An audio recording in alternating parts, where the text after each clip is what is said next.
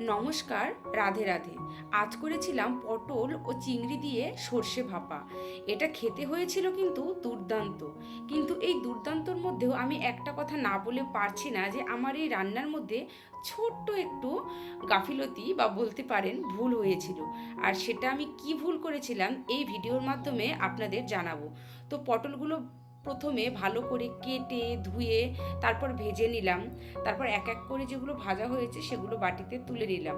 অন্য সাইডে তো আমি দেখলেন সর্ষেগুলো তার সঙ্গে লঙ্কা সব বেটে নিলাম। তারপর সেই পটলগুলো একটা টিফিন কেয়ারে দিয়ে আর ওই সর্ষের ছাকা যে জলটা দিলাম সেটাই ছিল আমার রান্নার সব থেকে বড় ভুল বা বলতে পারেন গাফিলতি। সেটাও আমি আপনাদেরকে একটু পরে হাতে নাতে দেখিয়ে দিচ্ছি।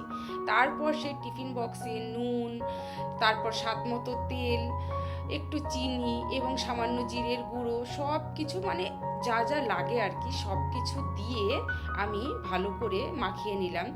আর ভাপার মধ্যে কিন্তু আপনি সব দেবেন, কিন্তু সর্ষের তেল কম দেবেন, মানে কিপটেমি করে দেবেন, সেটা কিন্তু ভাপায় টেস্ট নিয়ে আসতে পারবে না। তারপর সেই উপকরণগুলিকে প্রায় 20 থেকে 25 মিনিট আপনি ভাপিয়ে নেবেন। তারপরই রেডি হবে এত সুন্দর, কিন্তু আমি জুসি বলতে পারছি না কারণ সেই সর্ষে ঢাকা জলের জন্য পাতলা হয়ে গেছিল।